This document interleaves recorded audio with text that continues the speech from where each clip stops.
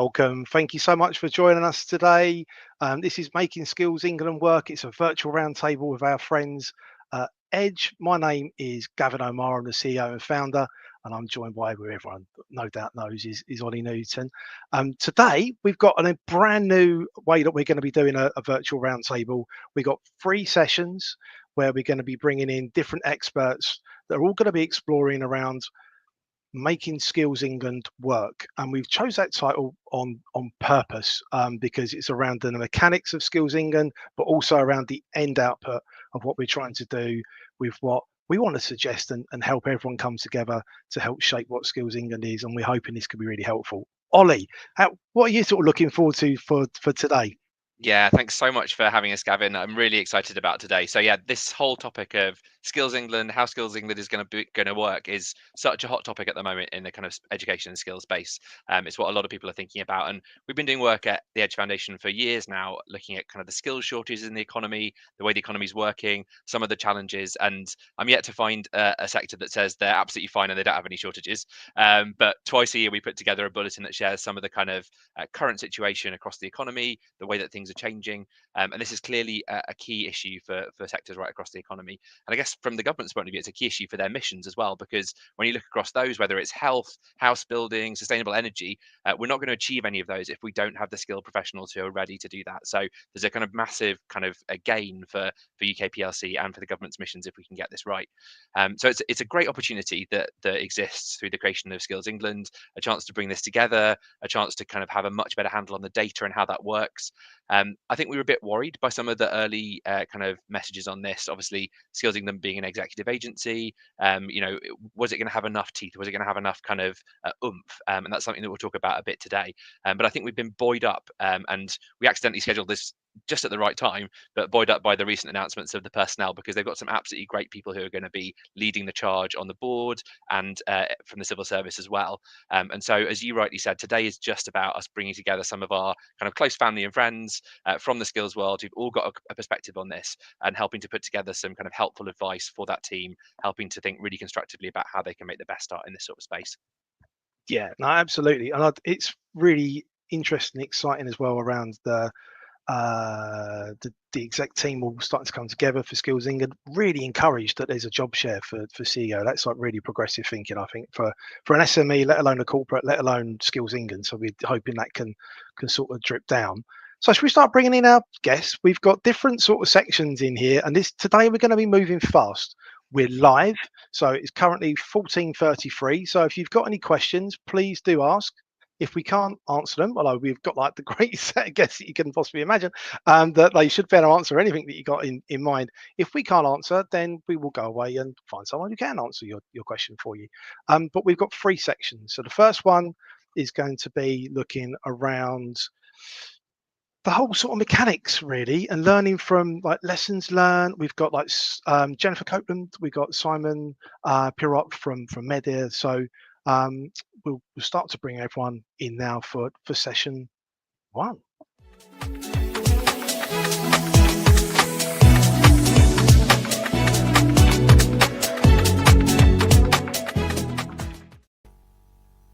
Hey Jennifer, hi Simon, thanks for joining us. Afternoon everyone. So Jennifer, recently moved over to LSBU. And Simon, we've met her. We were really keen to talk to you around some things around bringing together different teams, basically. But Jennifer, could I start off with yourself with a question around how would you encourage Skills England to bring other teams with them and other departments with them on the journey? Well, I think that's a really good question to kick off the session with, Gavin. I think they've got this as a core part of their remit. So I think that's a really good starting point.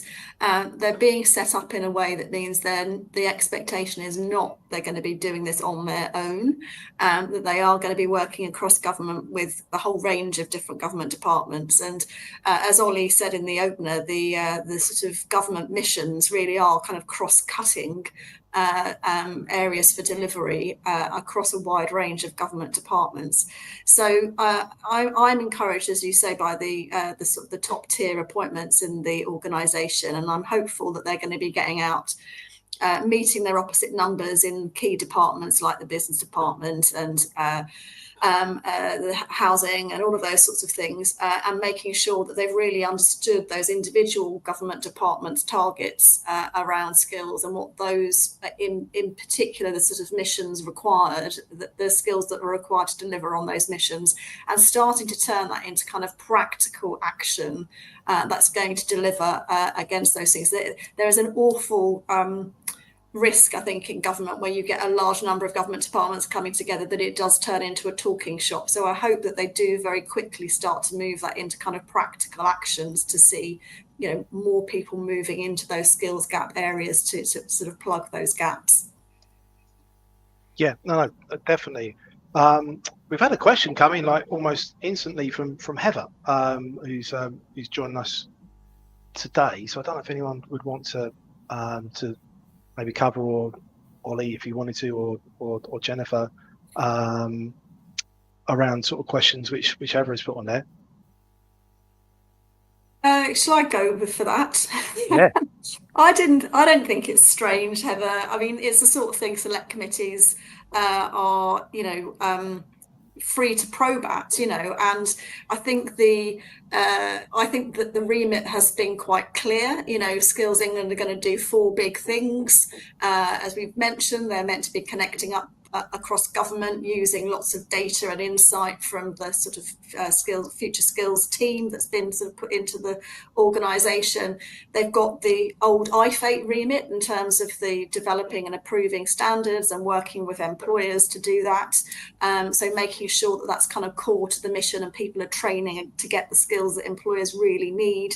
And they've got that element about working with local areas, so connecting that kind of national mission with what's happening on the ground in terms of skills delivery. And I think that's a really, really important and potentially powerful addition to the kind of remit and the expectations of the organisation, because I don't think that was really part of the system before.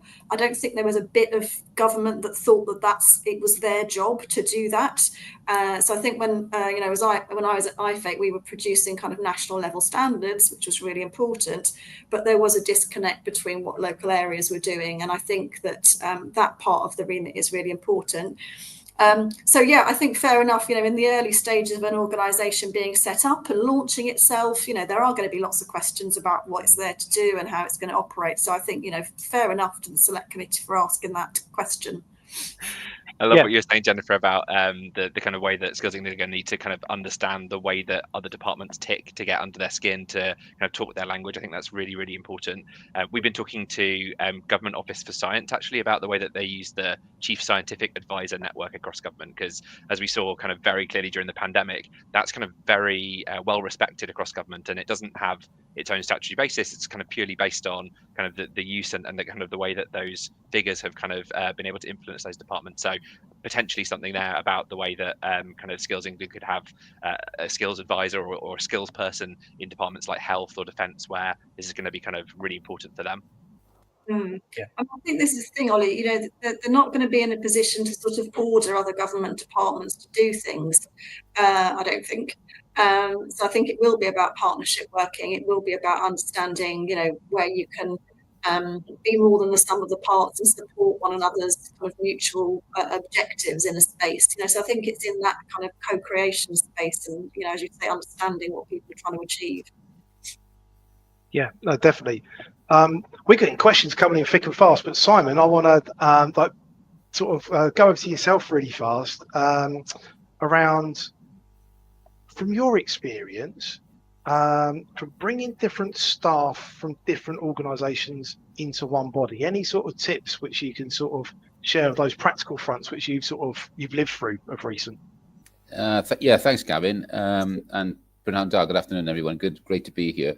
So just a little bit of quick background to MEDR. MEDR is a new organisation, a new arm's length body.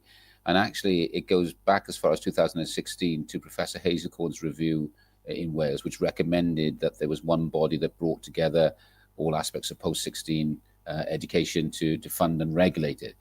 So we launched in 2024, in August 2024. So it took some time to get to that position, but we're now up and running.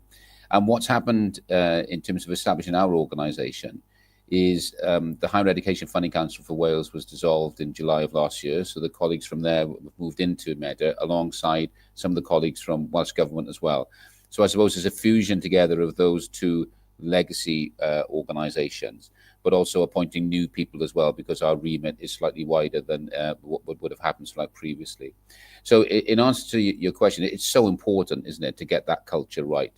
And our mantra really is around encouraging collaboration, working together. We've had lots of discussions about the kind of regulator and funder that we want to be, that works with the sector, that truly understands the sector that we're regulating. And I think that comes from establishing what I've been describing as the cultural building blocks of the organisation. And what we're encouraging people to do working in the organisation and new people joining the organisation is to model those behaviours of working with. We've got some challenges, haven't we, across, not just in Wales, but across the UK at the moment. Some of them are in common across different parts of the post-16 sector. Some things in particular regions of our country that may be a little bit more bespoke. So it's important to recognise that, and that there isn't always a one-size-fits-all approach. But getting people to think about how do we make the best for our learners and for our communities and for our employers, and how can we have a more optimal system than maybe what we've got at the moment. So that cultural way of working, of collaborating and having those kinds of skills of influencing, shaping things, those are the kinds of people we want working in the organisation, and how we actually want to work with the sector as well. And I think one of the things I'd say about Wales is that one of the USPs, I suppose, a little bit, is that we are small enough. Actually, we're a smaller nation, and actually getting people together around the table is a little bit more manageable than when you've got a system in England, for example, which is so much bigger, and both in terms of geography, but also in terms of size and number of institutions as well. So I think we're at a little bit of an advantage of that in Wales. We really enjoyed the work that we did earlier with you, Simon, when you were getting set up with your kind of big stakeholder events. It was great to see you, like, really from day one, like throwing the doors open and inviting people in. I think you're absolutely right. Like, why not make use of that advantage of kind of being a bit smaller? And I've done a lot of work on small islands where you can literally get everyone around the table. Brilliant. Why not make use of that? But I think, and we'll come on to talk about this a bit later on, but we could use, or Skills England could start to use more of that kind of regional structure, the combined authorities, and those opportunities for kind of Wales-sized groups, communities to get together a bit more as they develop that culture. Yeah, and I think we certainly noticed it in our engagement events that you were at, Ollie, is that often people, you know, when you look out and you've got a table that's got a vice chancellor, a principal of a college, a head of an apprenticeship provider, an ACL provider, a head teacher, a director of education from a local authority around the table talking about what could be better in their region. We rarely do it. And I think I probably underestimated the work that we have to do in terms of being a facilitator and a convener and bringing people together. And even when we do it, it's often online, isn't it? But actually to do it physically in a space is quite unusual these days. Yeah, definitely. Ollie, I don't know if you want to put some questions out. We've got about the audience have gone like wild with popping questions. If you're watching live, which, like, David, I'm going to put your question into section 2, which is around local. But I don't know if you wanted to pop a question in, Ollie, and then maybe we could put some of the ones in from the audience, if that's all right. Yeah, absolutely. So I just wanted to come back, Jennifer, to this point about kind of how Skills England might use those kind of cross-government mechanisms that you mentioned. So we've got mission boards, we've got the Quad, which is a fantastic name, with the Migration Advisory Committee as well. Like, what would your advice be around some of those? You and I have been in the civil service for a while. We've seen PSA targets and kind of previous versions of this. How can we get the most out of those cross-government meetings and discussions? Yeah, so you need a bit of governance, don't you? You're trying to do something big and difficult, so you do need to put some structure behind that. I think the key thing is to move quite quickly towards focusing in on the things that we're really trying to do here, and to not get distracted by kind of activity that looks appealing and can involve tidying things up and making things a little bit better or maybe a little bit more efficient. But what's the kind of really big thing that we're trying to do now with this? And I think it all comes back to resolving those skills gap issues and practical actions that I think can only really happen in kind of local areas, and building a set of structures that can enable that to happen. I was reflecting on our work at IFATE and some of the good things that we did, and I think that we achieved in terms of improving the quality overall of training and getting a set of national standards out into the world and building those foundations that Skills England I think can build upon, and having those products there is really good. But just putting products out into the market doesn't solve a skills gap. It needs a whole set of things around that in terms of who's going to be delivering the training, what is your mechanisms for getting people to take the thing up. Those kinds of things are the sort of things that I think with the right brains around the table, Skills England should be able to get into that space. So really thinking all the time very hard with their partners about, is this activity going to make a dent in a skills gap or not? And if it isn't, don't do it. I love it. We need to have that up on the wall. We'll pay for that mural. I'll put it out there right now. Simon, you were talking about your perspective from Wales, and one of the things that we're passionate about Edge is the kind of cross 4 nations working. How would you love to see Skills England working with you in MEDA and counterparts in Scotland and Northern Ireland? I think it's absolutely critical. I can see James's question in chat there. I think, yes, education is devolved, but we're so connected, aren't we, that what happens in the other nations has an impact on all of us. So having that interconnectivity, I think, is really important. And also the opportunity to learn, having a good, honest, open dialogue about what is working. Jennifer talked there about some of the things that in her experience that's actually working, and sharing those things and thinking about whether those things actually can work in other nations. They may be of a different scale and a different size, but the principles may be transferable. But also we learn so much, don't we, from things that don't work. That's often the best learning we have is when something is a failure or we haven't quite got that right. And the learning that comes from that is sharing, I think is really important. And it's interesting, since we've been setting up MEDA, a lot of conversations we've been having with people in other nations about some of the challenges and the problems that we're actually facing is probably somewhere where some of the best learning is at. So we have regular catch-ups with our respective partners in the 4 home nations, and that's really valuable. Yeah, no, definitely. We're nearly at the end of this session, actually. I've got so many questions that I want to be able to drop in. I think Tom's got a double question, but I wouldn't mind dropping in this for everyone to have a little think about of what. I think it's not maybe how we're holding Skills England to account, but what's a tangible success for Skills England? I think is something which will be something that is worth thinking about, really, because it's like that working backwards, and like Simon, you were saying around lessons learned, isn't it? What is something we need to be thinking around for success? We've literally got a minute left on this session, so I don't know if anyone wants to sort of jump in with any ideas on that. I can give a quick one. We often talk about targets, and I think we need to be careful. It's the old adage, isn't it? You can hit the target but miss the point.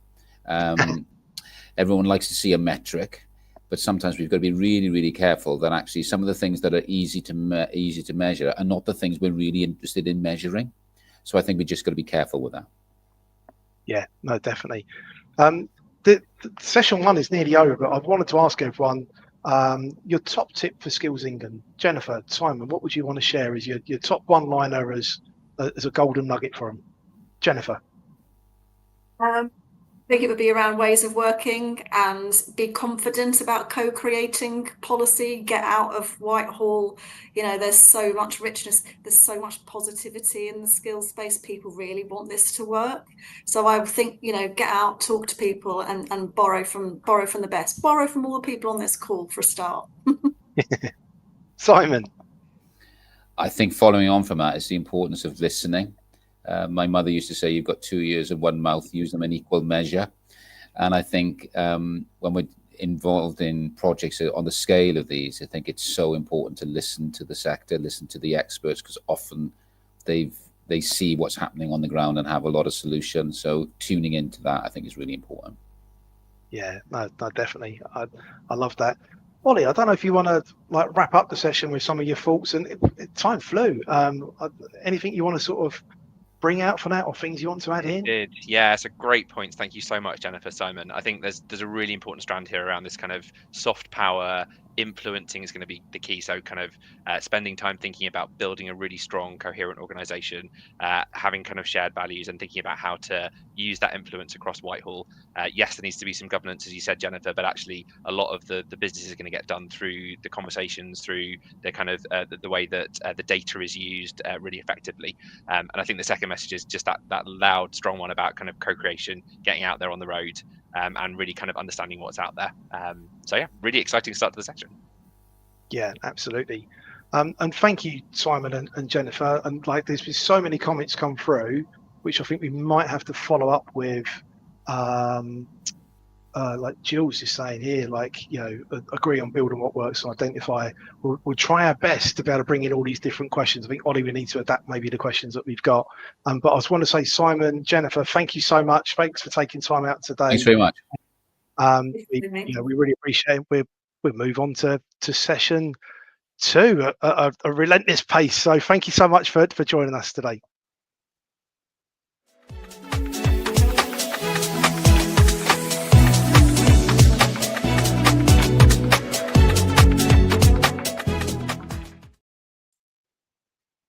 Hey, my fingers worked as well. I was like relentless. Nice work, Gavin. Full marks.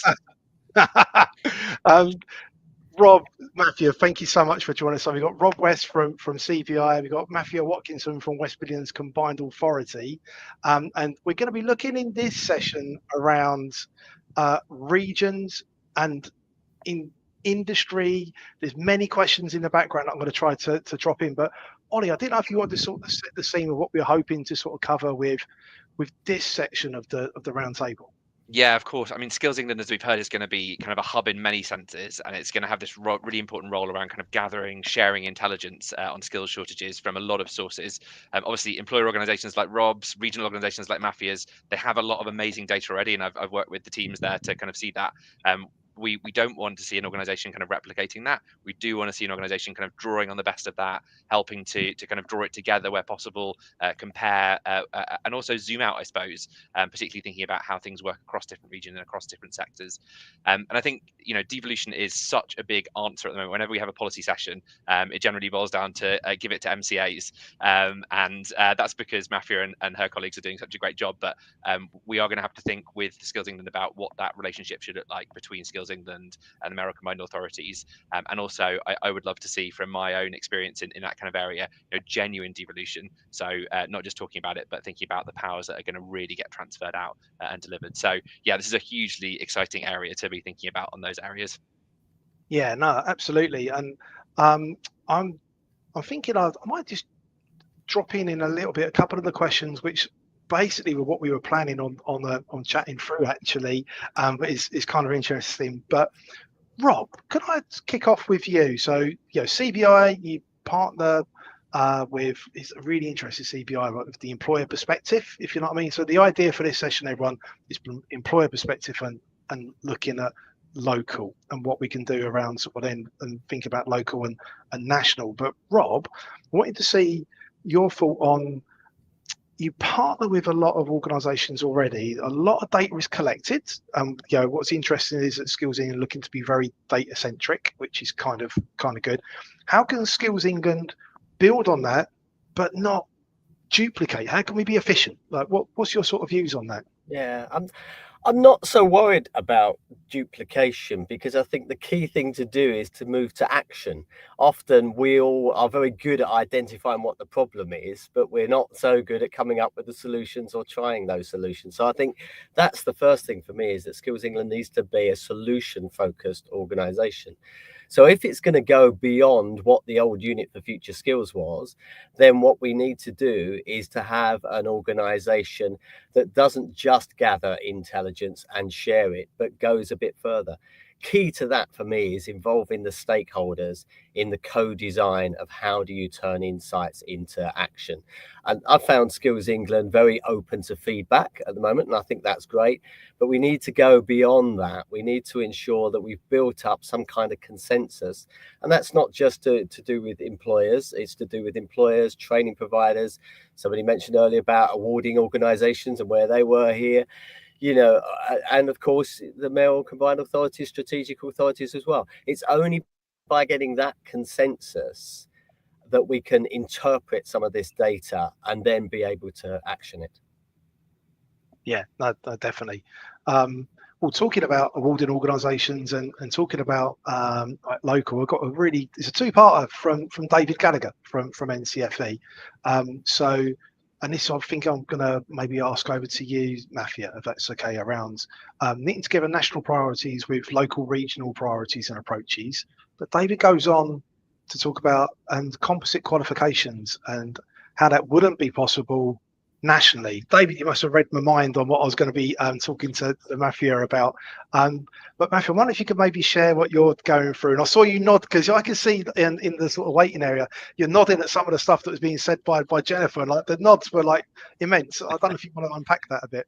Yeah, no, it's a really good question. And as we think about what is the opportunity of Skills England, and we think about the opportunities of devolution and more devolution across our country, we should be thinking about, well, when is it national and when is it regional and when is it local, and how do they all dovetail together? My husband's a coder. And so the analogy I was thinking of is if we zoomed out, as Ollie was saying, and we think about we're building a code for our country, supporting national growth, supporting places, and what would that code look like, and what would the joins between the different components look like, and what that design would be. There is really good working that we've already done with IFATE in developing a system response to emerging sectors. So, for example, we were thinking about what would a blueprint look like in this space? How could a national qualification respond flexibly to a region, to an industry, and to a local place? What would that look like? And so we partnered with IFATE. We worked with our health and medtech cluster, which is comprised of about 600 employers in the West Midlands. And we partnered with our training providers, and we designed a composite qualification that can be national. It's being developed at the moment by an awarding organisation, and it is a level 4 higher technical qualification. It has the principles of step on and step off, so really building on the modular models that we know are good practice for those kind of residents where perhaps giving up your full-time job and paying your mortgage isn't to do a full-time course isn't necessarily practical in that moment in time, but still allows you to be able to get enough coverage of a learning to be able to support your path to a new career. And that model, that way of working, what it's shown us has been you can utilise IFATE's occupational standards and their different routeways and their flexibilities, couple that with the flexibilities in devolution and what skills investments can do, couple that with what providers have shown is the art of the possible in terms of good curriculum and the design of that, and bring all of those best components together to design something that can meet the needs of our region. And we've tested this with our peers in other combined authorities, and similarly that qualification, that design, that approach has something that can work for them as well. So it is possible. I think what that means is as Simon was saying earlier, it's about having all these conversations, thinking about the solutions, working through those practicalities, and then designing something that might be the art of the possible. And as Rob was saying, test it, then get into a space where you are giving it a go, so you can learn and really maximise that quickly. Yeah, no, definitely. And Jules, like, agreeing with you there around composite and stepping on and stepping off, which is great. Ollie, there's quite a few questions that are coming, which I think are going to lead into what you were talking about. So if I could just maybe flash them up a little bit around skills gaps from Debbie, Norman, how are you? I haven't seen you for ages. That is another around sort of talking around all sorts of areas in there with Norman. But I didn't know if you wanted to wrap that into your next sort of stage of questions, because there's a few coming through from different parts of the audience. Yeah, absolutely, and I love that that point you were just making, Matthew, about the kind of thinking about how whether an issue should be solved nationally, kind of regionally or locally. Yeah. I'm collecting up a little set of like mantras of kind of like things that like we should be asking ourselves at Skills England. So I'm going to put that on that list as well. But yeah, Rob, I think you made such a good point earlier when you were talking about really us all being really keen to support Skills England to be the kind of organisation that takes action on the data, not just collecting it. And obviously that's going to mean some harder conversations with employers, which as we have to make collective decisions about what gets prioritized, what gets addressed, the whole issue of kind of employers investing in training as well. So I wanted to get your take on kind of what would your suggestions be of how to approach those in a really kind of constructive way. Yeah, well, I think the action from Skills England needs to aim to work for all sectors, for all areas, and for all ages. That needs to be, the aim of it. Then you can start making those choices. It's if you don't feel part of it, then I think that's when the issues come. And we're hearing it already from some members, because we know that Skills England are going to focus on the 8 sectors of the industrial strategy, plus construction and health and social care. We've already heard from maritime members going, oh, we don't care about skills for people in terms of ports and what's going through. Oh, and the agriculture industry, oh, we're not caring now about British food, we're not caring with those skills. So already you're getting that danger of people feeling out of it. And I'm sure Matthew will recognize it's the same within regions and areas as well. If you're not particularly feeling like you're part of it, and even if that's not the reality, if it's the perception, that's one thing you've got to say. So there's got to be a role for everybody within this. David Hockney, the artist, when he started making set design, said, he started getting involved in collaboration, and collaboration means compromise. So you can do that. But if you don't feel that you've got that investment, if you can't see yourself and where you fit within it, then it's always going to be like something you've been left out of, really. So that's my key again to it is, can we involve? It's Simon's mantra about collaboration.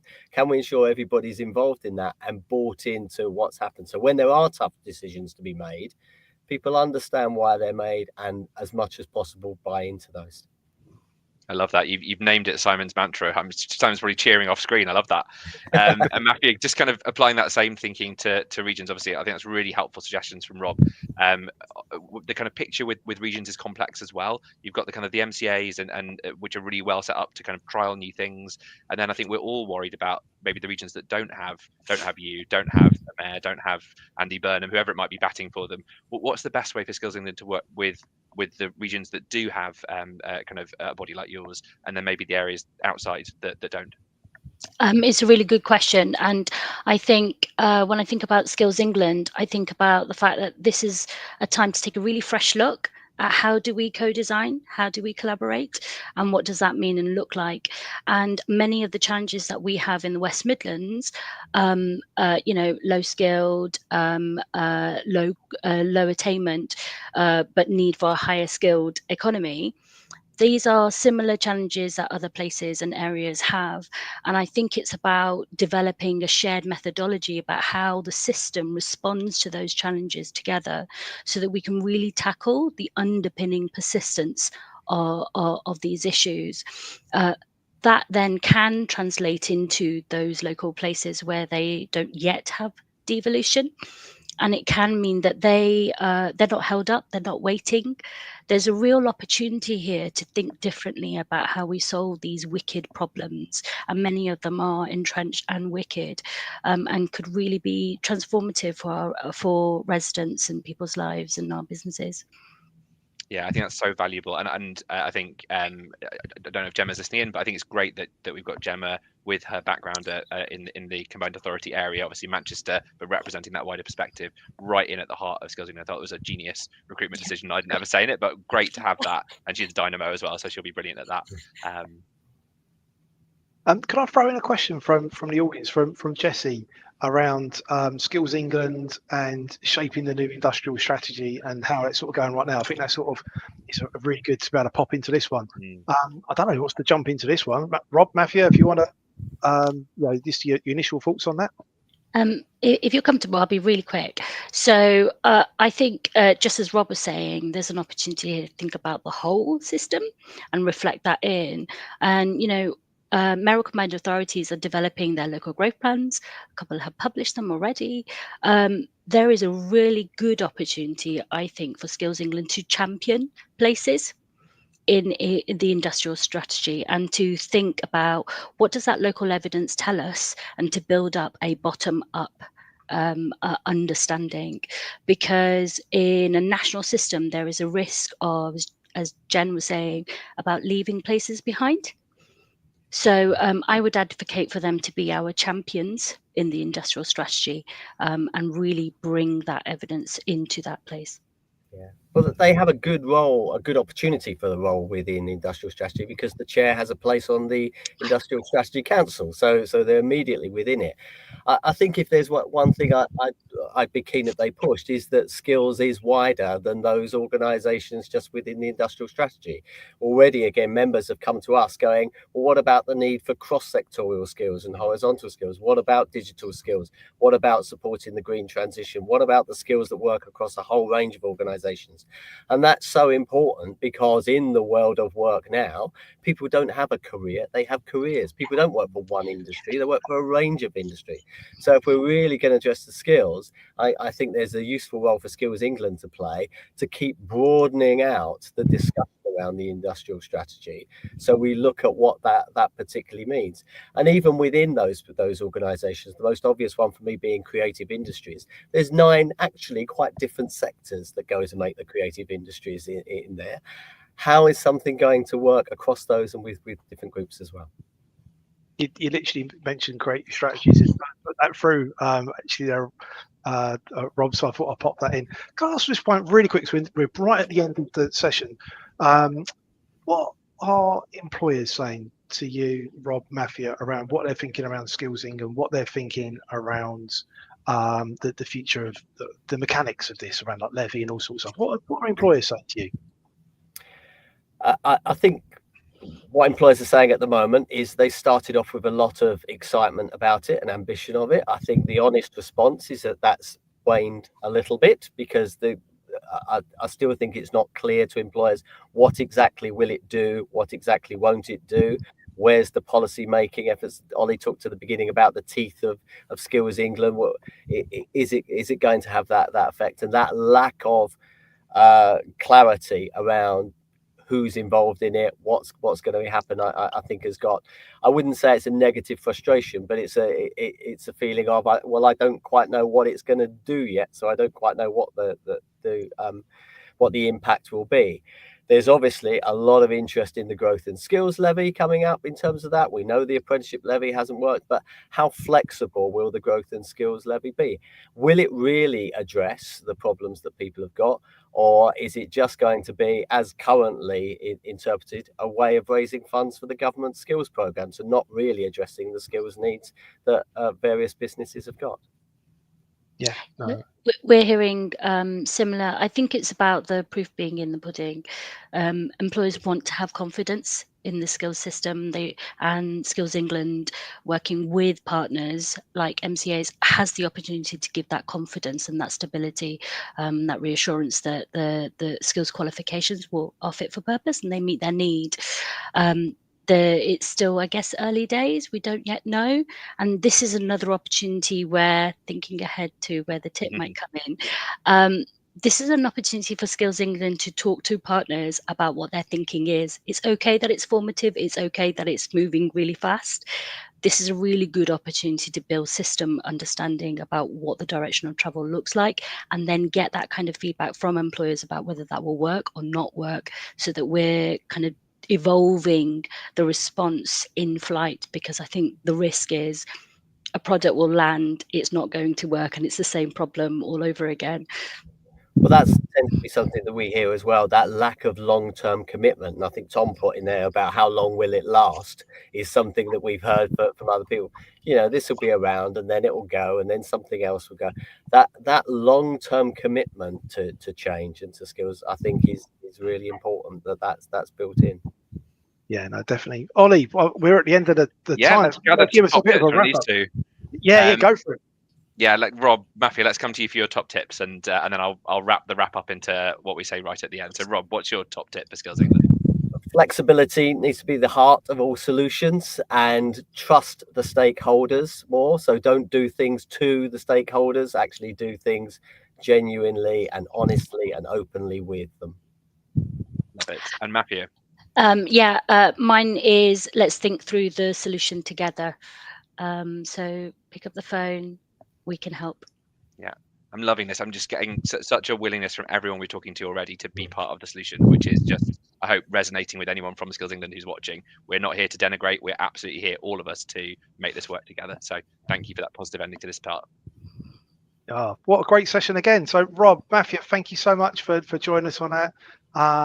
And we're going to go into our final session. Time's flying. I can't believe how quick it's gone. But Rob, thank you. Thanks so much for all your input for today.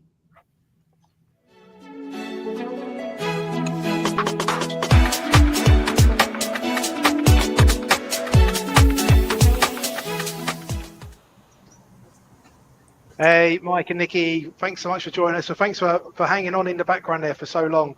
This session, we're going to be talking around the whole delivery sort of mechanism. But Ollie, I don't know if you want to sort of kick us off with how we're going to sort of try to frame this part of our final part of the session, really.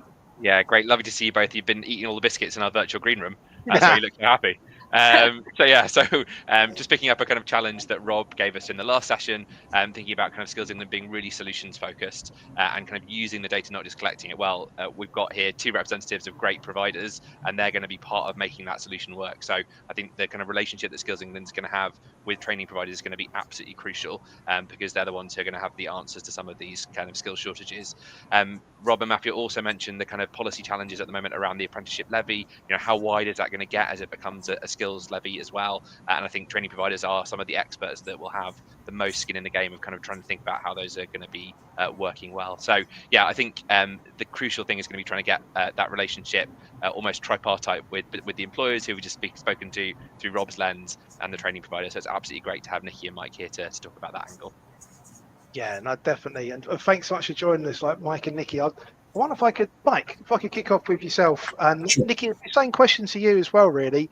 The relationship, really. So how can Skills England build the most positive relationship with colleges and training providers? Mike, I don't know if you wanted to try to kick that off. Yeah, I think there's been an upward momentum recently in terms of those relationship pieces. So we're an expert provider, so that's brought us right into the heart, sort of policy advice, guidance, shaping. And I suppose it's avoiding the pitfalls of we can all speak loudly, we've all got a voice, we can all share our opinions. It's when they buff it up against a no response and you can't see any action and anything that's moving forward.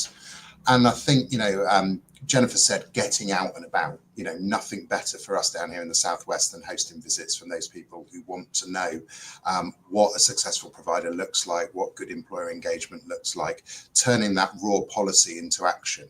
Because the policy can be the best in the world, but without significant input from the providers in terms of them bringing it to life, obviously we then begin to struggle. So let's make sure that we're in that space where people can have that conversation with us. And as I say, I know that throughout my provider network, everybody wants to share that news and guide and support as best they possibly can. Nikki, what are your sort of thoughts on that as well?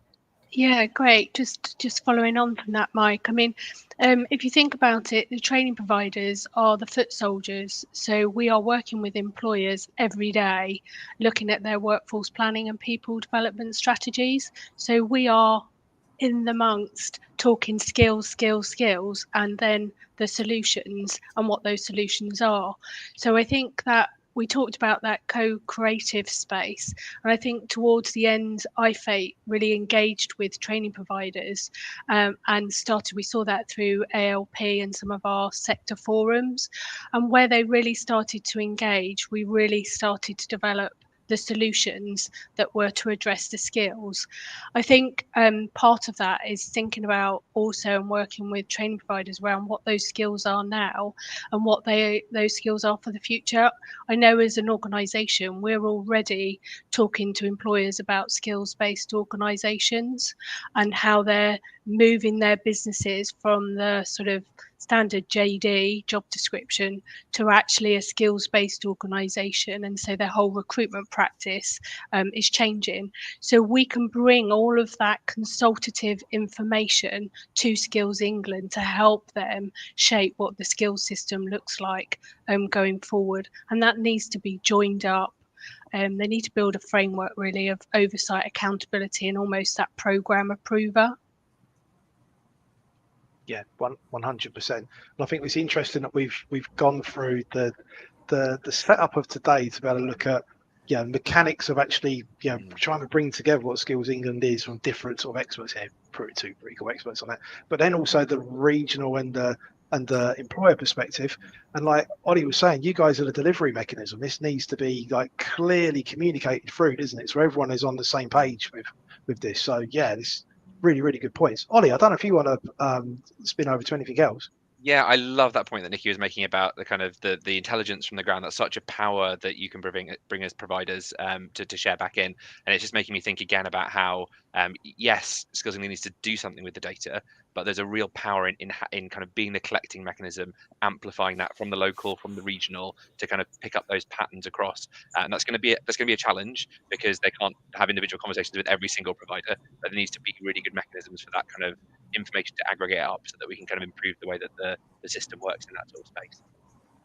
I wanted to just turn a little bit to kind of thinking about some of the big policy changes that are likely to come up here, where Skills England will have an influence in kind of shaping those. So with the apprenticeship levy in particular, maybe Nikki, you come in first, but what are your thoughts about where we should be going with the skills and growth levy?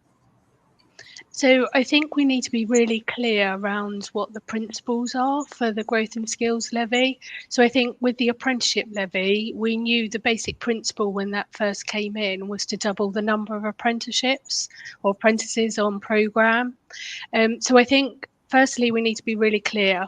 It cannot be the answer to everything. And I think some of the comms out there at the moment from all different parties is the growth and skills levy can solve everything. It can't, we know.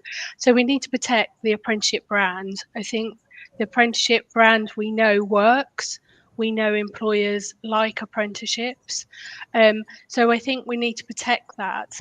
And then we need to look at what funding is available and actually what flexibilities can we have within that system. So we know some of the shorter duration foundation apprenticeship. I think there are welcome flexibilities within the apprenticeship structure. It won't be right for all sectors, but it does, foundation apprenticeship potentially gives employers another route to bring talent into their organisation.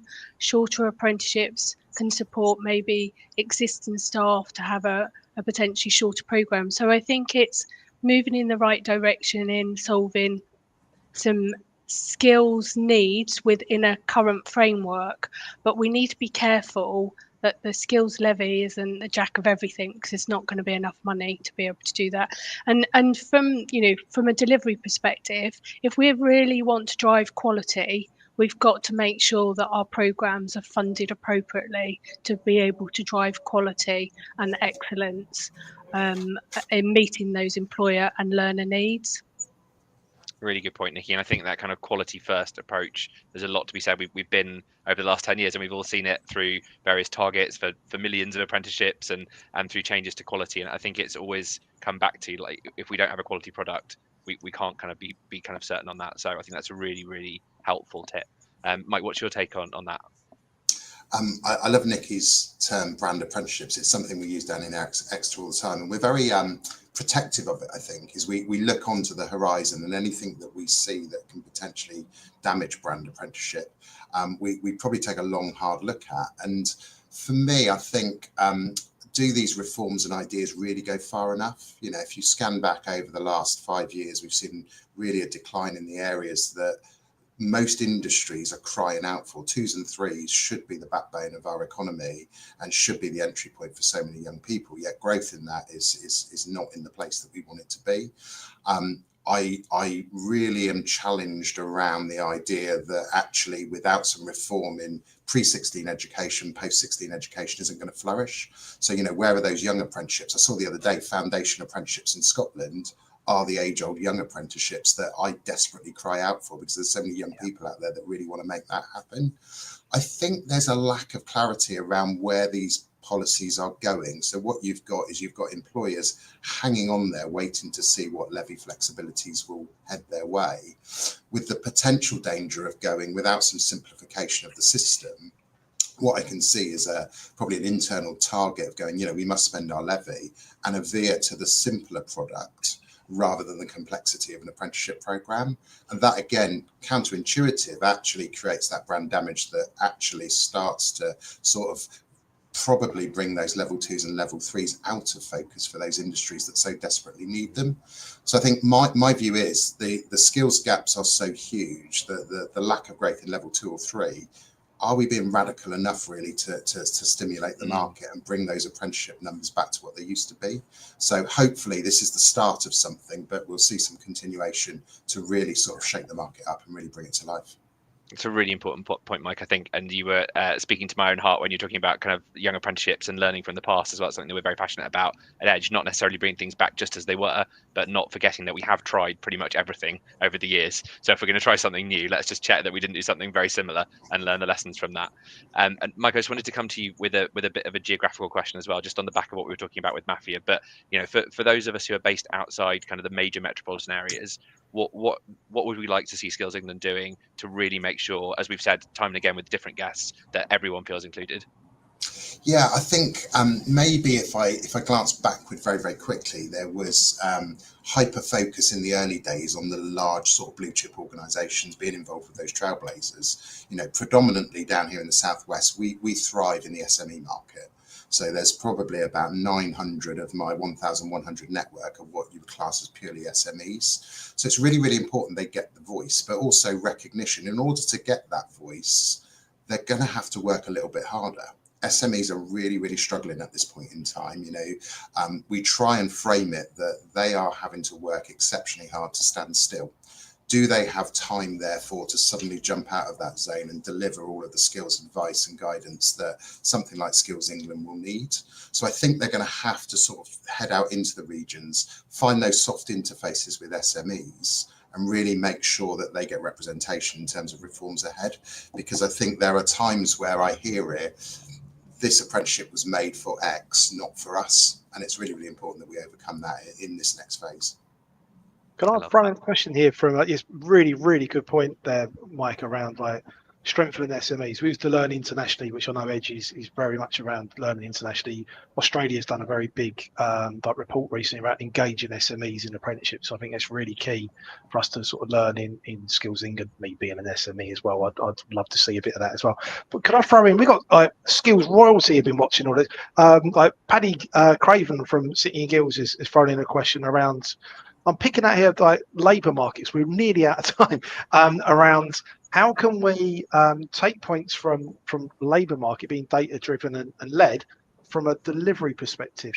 Nick, because Mike, it's great that from looking at it from a local perspective, but national provider perspective.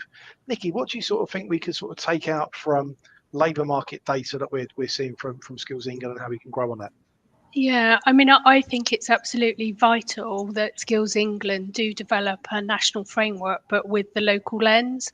And I think using that national data and then looking at it from a local perspective, but not just using data, it's that whole engagement with all the key stakeholders, as we spoke about before. So it comes back to collaboration, doesn't it? And then coming up with solutions, but making sure the solutions are meeting the economy needs and the employer needs and the learner needs, but from a national perspective and from a regional. So from a national perspective, can you get what you need as an employer nationally?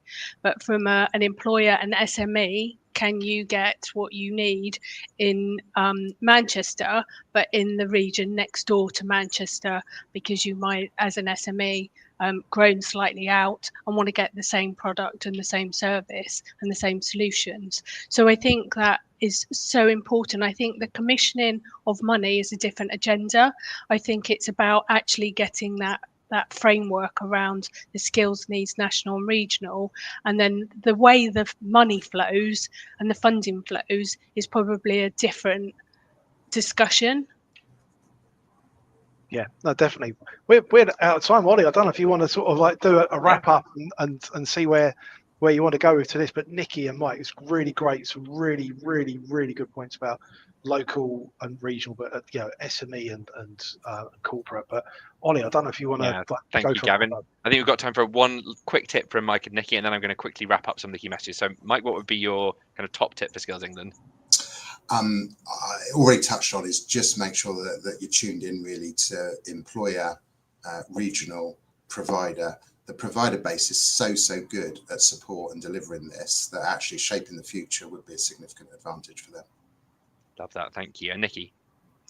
Ensure we've got a thriving training provider base, because we might know what the skills needs are, but we've got to have someone to deliver the solutions. Brilliant. I love that. So I get the unenviable task of trying to wrap that up, but there was so much in the last hour. So I've just pulled out kind of 5 key messages that I think came out really strongly from a lot of our conversations. And they're all really positive and constructive. And I think the tone of this has been so good and should really give kind of confidence to the new Skills England management that you've got kind of a lot of support out there on the road in different sectors. But the first one of those was really that there's a great team in Skills England. And just thinking back about some of those conversations we had with Simon earlier on, the need to kind of bring that together as a really strong team with an organizational culture, making them feel like they're part of this new organization.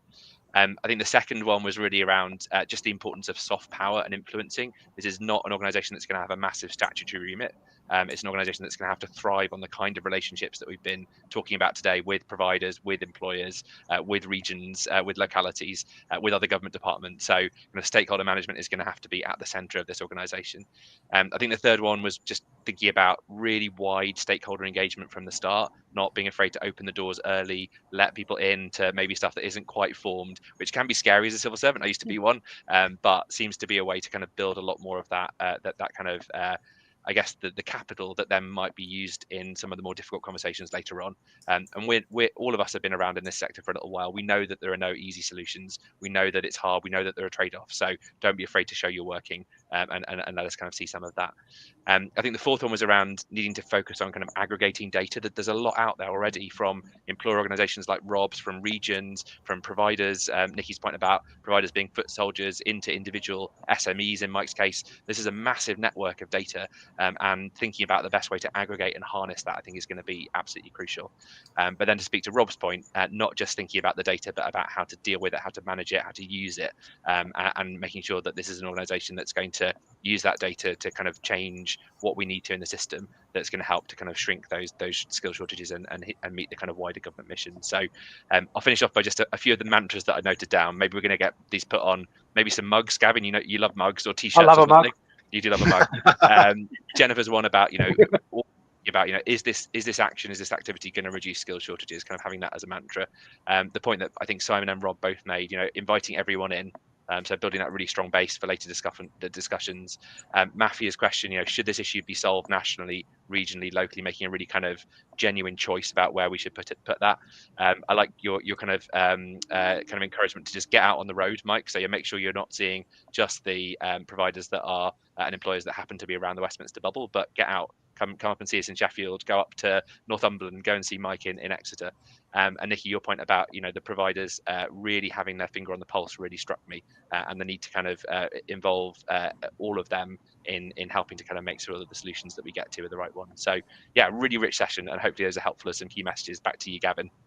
Yeah, no, and I just want to say thank you to all of the guests on the round table, like Nikki and Mike. Thank you for joining us on this one, for holding on all the way in that, like what he was saying about eating the biscuits in the background. Also, everyone that's joined us remotely as well. I mean, there's we've had real like I couldn't put every single comment in because there's been so many, but like, you know, Rob Nietzsche has put a really interesting point as well around prioritization, process ownership, and how this can be realized. I think again you could put those onto a mug as well. And I just want to say thank you everyone for being united in wanting to try to help Skills England shape how to engage with everyone.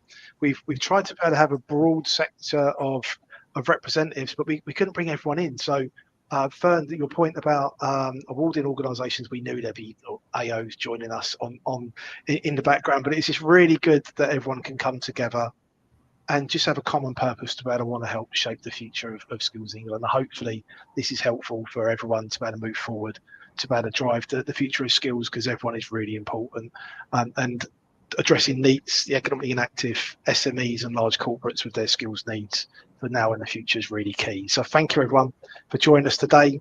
And we hope that you found this really helpful. See you soon.